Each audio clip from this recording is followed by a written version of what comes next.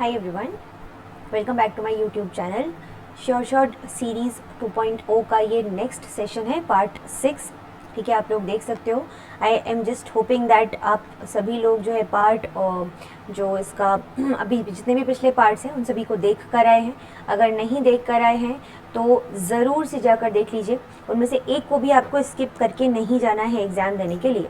ठीक है, और कम से कम 2 से 3 minimum 2 to 3 times revision of each video should be there. बहुत सिंपल है, 8 बजे सुबह आप उठते हो सो के, सुबह सुबह सबसे पहला काम है आपका ये वीडियो देखने का। शांति से आप वीडियो देखो, 10 मिनट का वीडियो है, 10-12 मिनट का, कितना देर लगेगा। मैं बोलती हूँ 1.5x स्पीड पे करके देख लो समय की बचत के लिए। ठीक है, आप ये करो और कम से कम 2-3 बार रिविजन कर डालो। ठीक है, जिससे कि वो चीज़ दिमाग में एकदम छप जाए। फिर रिवीजन मतलब बार बार कोशिश करो कि हर एक टाइम गैप के बीच में, फॉर एग्जांपल आज किया रिवाइज, लेट्स उसके बाद 1 वीक बाद किया, कुछ और दिन बाद किया, तो इस प्रकार से रिवीजन बने रहना चाहिए। और ये चीज़ आपको जब आप एग्ज़ाम हॉल में बैठोगे ना जाके, तब आपको समझ में आएगा आज जो हम ये प्रोसेस कर रहे हैं इसका अहमियत। और जिनको समझ में आने लगा है तो I am getting a lot of good reviews in the form of comment. आप सब देख सकते हो उसको। बहुत सारे ऐसे बच्चे जो बोल रहे हैं कि हमने इसको एकदम अपने सेव प्लेलिस्ट में डाल लिया है, या फिर अपने जो इंपॉर्टेंट एरियाज़ हैं उनमें उसको सेव कर लिया है, या फिर हम इसके नोट्स बना के रख रहे हैं। तो it's a very good habit, इसको कंटिन्यू रखिए और आई एम श्योर ये आपको रिजल्ट देगा, फ्रूट देगा। ठीक है, चलिए तो शुरू करते हैं। शुरू करने के पहले अगर वीडियो पसंद आई तो लाइक शेयर ज़रूर से, सब्सक्राइब कर दो चैनल को, बहुत ज़रूरी है जिससे कि सारे अपडेट समय पर मिलते रहें। और अगर अभी तक टेलीग्राम चैनल को ज्वाइन नहीं किया है तो वो बहुत ज़्यादा ज़रूरी है, @dgoswami6। ठीक है, और दूसरी चीज़ @bio_DG_Army। नहीं तो आप चैनल का नाम सर्च कर सकते हैं, crack CSIR net with Deepshikha Goswami, या फिर दीपशिखा गोस्वामी के भी नाम से। और अनअकैडमी पे भी मुझे फॉलो कर लीजिए for all the awesome updates. Okay, now let's talk about the first chart for the day.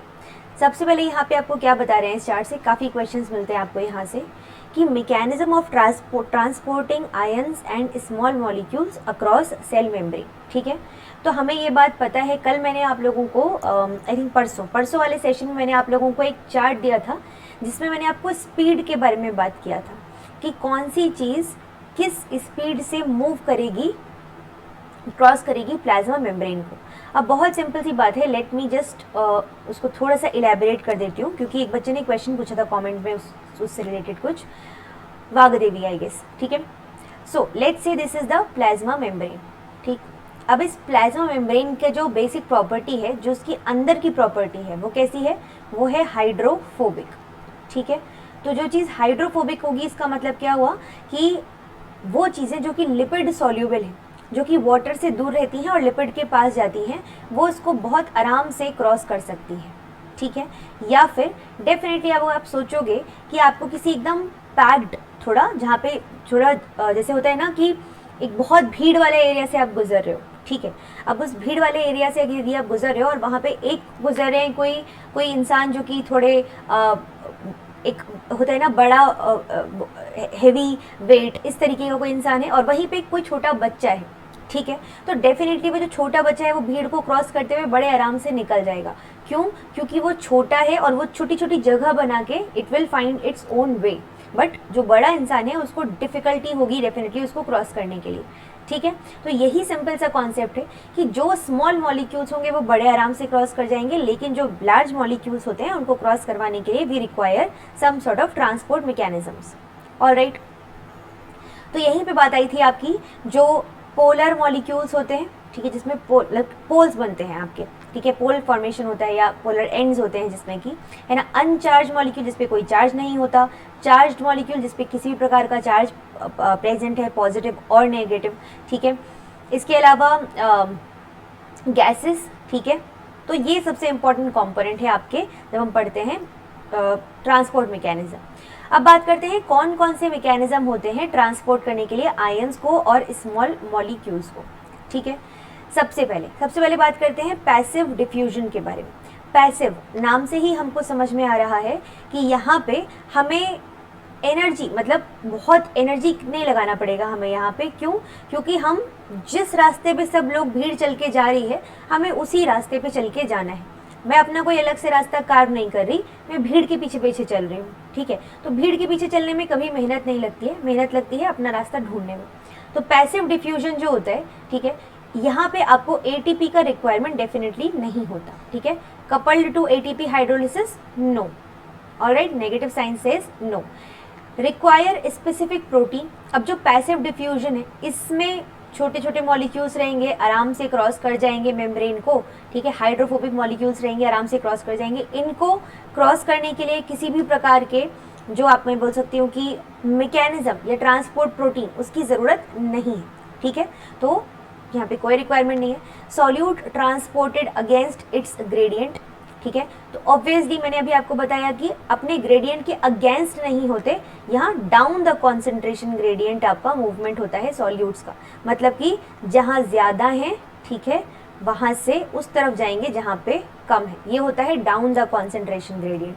और अगर उस तरफ चलते जहाँ पे ज़्यादा है, कम से ज़्यादा की तरफ चलते यदि, तो वो अगेंस्ट द कॉन्सेंट्रेशन ग्रेडियंट होता, ठीक है। Next point, driven by movement of a cotransported ion down its gradient, ठीक है। मतलब कि आपको ये बोलने की कोशिश, पूछने की कोशिश करें कि जैसे कि जो एक्टिव ट्रांसपोर्ट होता है, वहाँ पे एक सेकेंड मैकेनिज्म होता है को ट्रांसपोर्ट का। तो जो एक्टिव, जो प्राइमरी ट्रांसपोर्ट है एक्टिव में, ठीक है, उसमें आपका एटीपी का हाइड्रोलिसिस का प्रोसेस होता है, आप यहाँ देखोगे।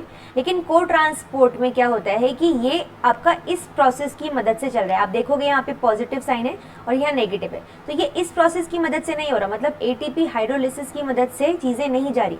तो एटीपी हाइड्रोलिसिस करेगा क्या, पहले ये समझते हैं। एटीपी हाइड्रोलिसिस होगा, ठीक है, उससे हमको एनर्जी मिलेगी, बॉन्ड टूटेगा, एनर्जी मिलेगी। वो उस एनर्जी से हम क्या करेंगे, उस एनर्जी से हम एक्टिवली ट्रांसपोर्ट कर पाएंगे, मतलब कि अगेंस्ट द कॉन्सेंट्रेशन ग्रेडियंट। मतलब होता है ना कि जिस तरफ से आपको पुश मिल रहा है, आपको लोग बोल रहे हैं कि नहीं तुम ये काम नहीं कर पाओगे, लेकिन तुमको एनर्जी लगाना पड़ेगा, मेहनत करना पड़ेगा अपने आप को प्रूव करने के लिए कि नहीं मैं ये काम बहुत अच्छे से कर सकती हूँ, ठीक है। तो डेफिनेटली इट रिक्वायर्स एनर्जी। और अगर जो लोग बोल रहे हैं हाँ ठीक है आप बोल रहे हो तो मैं नहीं शायद कर पाऊंगी, ये नहीं कर पाऊंगा, नहीं लायक होऊंगा, उस तरीके से चल दिया मान के, पैसिव डिफ्यूजन कोई मतलब ही नहीं, ठीक है। तो ये हुआ कॉन्सेप्ट। अब दूसरी बात आती है ड्रिवन बाय मूवमेंट ऑफ को ट्रांसपोर्टेड आयन, मतलब कि कोई आयन साथ में ट्रांसपोर्ट होगा, उसके कारण, उसके जो ग्रेडियंट के कारण जो इस प्रकार की आपकी जो एनर्जी है वो जनरेट होगी, उससे फिर आपका जो को ट्रांसपोर्ट होता है वो वर्क करता है। लेकिन यहाँ पे ऐसा कुछ नहीं होता है, ठीक है, because we do not require any sort of energy, simply it will diffuse. फिर आता है फैसिलिटेटेड डिफ्यूजन, ये भी आपका जो मैं बोल सकती हूँ कि पैसिव डिफ्यूजन, ठीक है। पैसिव ट्रांसपोर्ट के ही दो टाइप हैं, यह है सिंपल डिफ्यूजन और यह है फैसिलिटेटेड डिफ्यूजन। फैसिलिटेटेड डिफ्यूजन में सिर्फ और सिर्फ एक अंतर होता है कि यहाँ प्रोटीन का रिक्वायरमेंट होता है, ठीक है। तो बाकी प्रोसेस सेम है, डाउन द कॉन्सेंट्रेशन ग्रेडियंट ही होगा, मतलब अगेंस्ट नहीं जा रहा है। एटीपी हाइड्रोलिसिस की भी ज़रूरत नहीं है क्योंकि पैसिव ट्रांसपोर्ट का आपका टाइप है, और ये भी प्रोसेस यहाँ पे नहीं मदद कर रहा। तो क्या है, सिंपल डिफ्यूजन का प्रोसेस ही है, लेकिन बस एक प्रोटीन जो है वो मदद करने के लिए यहाँ पे आ गई, ठीक है। तो आपका यहाँ पे ये बात हो गई। फिर आते हैं एक्टिव ट्रांसपोर्ट की तरफ, प्राइमरी और सेकेंडरी। प्राइमरी में क्या होता है, प्राइमरी में आप देखोगे कि प्रोटीन की ज़रूरत होती है, सेकेंडरी में भी प्रोटीन की ज़रूरत होती है। सेकेंडरी को को ट्रांसपोर्ट नाम भी दिया जाता है, आप यहाँ देख सकते हो, को transport star mark secondary active transport, ठीक है। फिर आते हैं बात करते हैं यहाँ पे कि सॉल्यूट ट्रांसपोर्टेड अगेंस्ट। जैसे कि मैंने बताया कि एक्टिव ट्रांसपोर्ट में जो प्राइमरी सेकेंडरी दोनों हैं, ठीक है, उसमें आपके अगेंस्ट द कॉन्सेंट्रेशन ग्रेडियंट ही जाते हैं मॉलिक्यूल्स। एटीपी हाइड्रोलिसिस यहाँ पे ज़रूरत पड़ती है, यहाँ पे नहीं पड़ती, क्यों? क्योंकि ये इस प्रोसेस को इस्तेमाल कर रहा है, यहाँ पे ये प्रोसेस नहीं होता, यहाँ पे ये प्रोसेस होता है, ठीक है। एग्जाम्पल ऑफ मॉलिक्यूल्स ट्रांसपोर्टेड की अगर मैं बात करती हूँ, oxygen, carbon dioxide, steroid hormones, many drugs, ये सब क्या है, ये सब आपकी पैसिव डिफ्यूजन की मदद से क्रॉस करते हैं। फिर आता है फैसिलिटेटेड डिफ्यूजन, ठीक है। ग्लूकोज, अमीनो एसिड्स, मतलब कि यूनिपोर्टर्स, आयंस एंड वाटर चैनल्स, ठीक है, फैसिलिटेटेड डिफ्यूजन की मदद से। Active transport, ions, small hydrophilic molecules, lipids, ATP part pumps, ये सब एग्जाम्पल हो गए। को ट्रांसपोर्ट में glucose and amino acids importers हो जाते हैं, वेरियस आयंस एंड सुक्रोज एंटीपोर्टर्स, ठीक है। अब इसको थोड़ा सा समझने की कोशिश करते हैं कि जो आपके कैरियर या चैनल जो सिनेरियो होता है, मतलब एग्जैक्टली क्या है, किस तरीके की चीज़। तो बस मैं आपको ये बता देती हूँ कुछ छोटी छोटी चीज़ें कि चैनल प्रोटीन होती है और एक कैरियर प्रोटीन होती है, ठीक है। जो चैनल प्रोटीन होती है वो सिर्फ और सिर्फ पैसिव जो आपका ट्रांसपोर्ट है मोड है ना, उसमें मदद करती है। जो कैरियर प्रोटीन होती है वो एक्टिव और पैसिव दोनों में ही मदद करती है, ठीक है। यहाँ पे एटीपी का रिक्वायरमेंट नहीं होगा, यहाँ पे एटीपी का रिक्वायरमेंट हो भी सकता है, नहीं भी हो सकता है, ठीक है, डिपेंडिंग अपॉन द सिनेरियो। जो चैनल प्रोटीन होती है वहाँ पे कोई भी कॉन्फर्मेशनल चेंज नहीं होता, नो कॉन्फर्मेशनल चेंज, ठीक है। यहाँ पे बिल्कुल चेंज देखने मिलता है आपको, ठीक। जो चैनल के थ्रू मूवमेंट होता है वो कंपैरेटिवली थोड़ा फास्ट मूवमेंट होता है, ठीक है, ये कंपैरेटिवली स्लो मूवमेंट होता है। तो ये इंपॉर्टेंट बात हुई चैनल और कैरियर के बारे में। बहुत डाउट रहता है बच्चों को इन जगह पे कि चैनल और कैरियर में एग्जैक्ट डिफरेंस होता है क्या। एक तो सबसे इंपॉर्टेंट पॉइंट ये है, एक ये वाला सबसे इंपॉर्टेंट पॉइंट है, और ये भी, इससे भी आपके क्वेश्चन पूछे जा चुके हैं, ठीक है। अच्छा, एक और पॉइंट जहाँ से काफ़ी फ्रीक्वेंटली क्वेश्चंस आपके एग्जाम में आते हैं, वो उसको भी बता देती हूँ मैं फटाफट से। Okay, so the next point is कि जो आपका एक तो सिंपल डिफ्यूजन है, ठीक है, और एक आपका फैसिलिटेटेड डिफ्यूजन है, ठीक। अगर मैं बात करती हूँ सिंपल डिफ्यूजन में, we do not require any protein, but in facilitated diffusion we require proteins, ठीक है। प्रोटीन्स मतलब एक रास्ता, तो ऐसा समझ लीजिए कि ये आपका प्लाज्मा मेम्ब्रेन है ना। यहाँ पे पूरी प्लाज्मा मेम्ब्रेन के थ्रू जो मॉलिक्यूल्स होंगे वो डिफ्यूज हो रहे होंगे, ठीक है। लेकिन यहाँ पे सिर्फ और सिर्फ स्पेसिफिक जगह जो है उसके थ्रू ही आपका मूवमेंट देखने मिलता है, ठीक। तो जब स्पेसिफाई कर दिया हमने किसी चीज़ को, तो डेफिनेटली अगर मैं बोलूँ कि मान लीजिए कॉन्सेंट्रेशन जो है ग्रेडियंट वो अभी कुछ है, मान लीजिए यहाँ पे 2 है, इधर 5 है, ठीक है।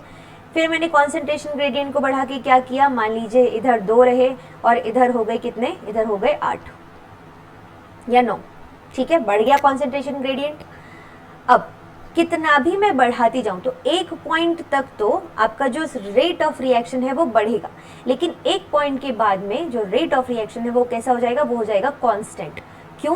क्योंकि जो प्रोटीन है वो लिमिटेड स्पेस है, उसके पास लिमिटेड बाइंडिंग कैपेसिटी है, वो बाइंड करके एक तरफ बाइंड करती है, दूसरी तरफ छोड़ती है, ठीक है, या फिर क्रॉस करवा के ले जाती है, अकॉर्डिंगली चीज़ें होती हैं। तो इस प्रोसेस में ऐसा नहीं होगा कि जितना हम कंसंट्रेशन बढ़ाते जाएंगे उतनी स्पीड बढ़ती जाएगी। तो यहाँ पे जो हमको ग्राफ देखने मिलता है वो कुछ ऐसा देखने मिलता है। अगर आप यहाँ देखोगे concentration gradient, rate of reaction, ठीक है। तो जो सिंपल डिफ्यूजन है उसका कर्व कुछ ऐसा मिलेगा आपको, यह है सिंपल डिफ्यूजन का, और जो फैसिलिटेटेड डिफ्यूजन है उसका कर्व कुछ ऐसा मिलेगा, ठीक है।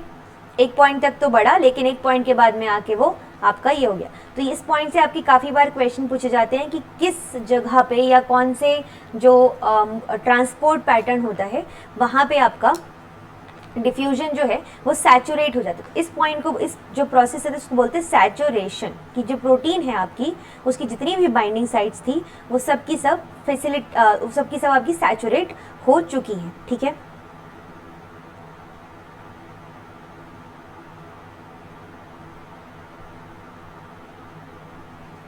Alright, so these are the 3 most important things I feel जो मुझे आपको बताना चाहिए रिलेटेड टू ट्रांसपोर्ट, सबसे इम्पॉर्टेंट, ठीक है, जो मैंने आपको बता दिया है।